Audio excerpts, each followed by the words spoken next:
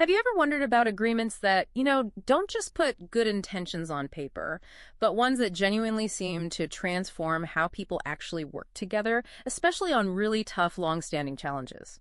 For decades, we've seen efforts trying to tackle big social disparities.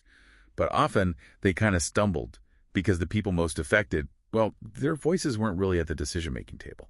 And today we're doing a deep dive into what sounds like a truly groundbreaking Australian agreement, something that's trying to radically change that whole dynamic. That's right. We're focusing on the Partnership Agreement on Closing the Gap. It was signed back in March 2019. Basically, it's an arrangement between Australian governments and the Coalition of Aboriginal and Torres Strait Islander community-controlled peak organizations. Okay. And the mission is clear: improve life outcomes for Aboriginal and Torres Strait Islander people. But what's really, I think, foundational here is how it rethinks the approach. The old Closing the Gap initiative, it had mixed results. Often felt quite top-down, didn't it? Precisely. Too top-down. This agreement aims to be different. Fundamentally different.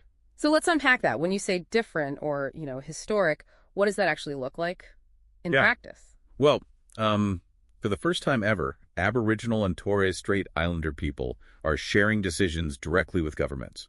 And this is through their own community-controlled peak organizations. It's a formal deal set for 10 years. And these peak organizations, they're the key here. Absolutely. They aren't just advocacy groups. They're the national bodies that actually deliver services and, crucially, provide a unified voice from Indigenous communities.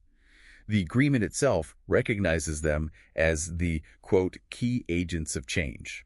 Okay. And the Coalition of Peaks, that's the group of these organizations, they bring this unparalleled network of direct community contact, something governments themselves admit they just can't replicate on their own. And that leads to the structure, right? The shared decision-making part. Because you said it's not just consultation. Exactly. Not just consultation. It's shared decision-making, and specifically by consensus. What's the difference there? Like, really break it down. Okay, think of it like building a house. Consultation is maybe showing someone the finished blueprint, asking, what do you think?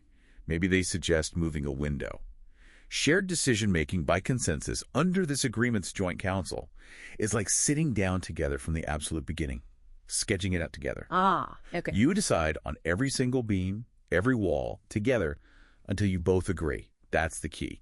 And this joint council where the decisions get made, it has at least equal representation from the Coalition of Peaks and the governance. Equal numbers. At least equal. So, full engagement, proper negotiation before any decision is locked in. It's not about winning a vote. It's about reaching mutual agreement. That's fascinating. But then there's this twist, isn't there? The agreement itself, it's not legally enforceable. Correct. That's a really crucial point to understand. It's not legally binding in a court sense. So how does that work? How do you ensure commitment?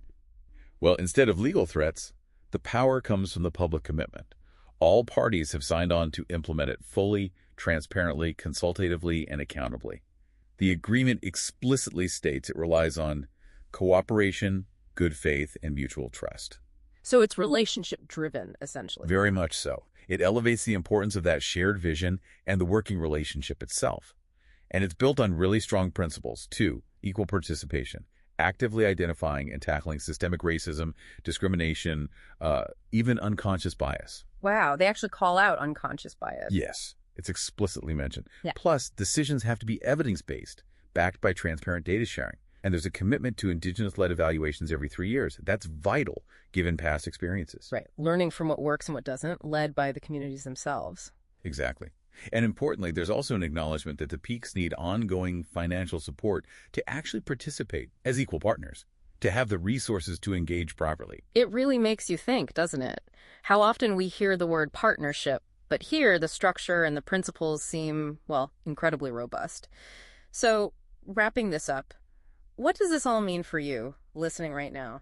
I think it means this agreement represents a serious commitment to fundamentally change how governments and Aboriginal and Torres Strait Islander people work together. It's aiming for genuine self-determination.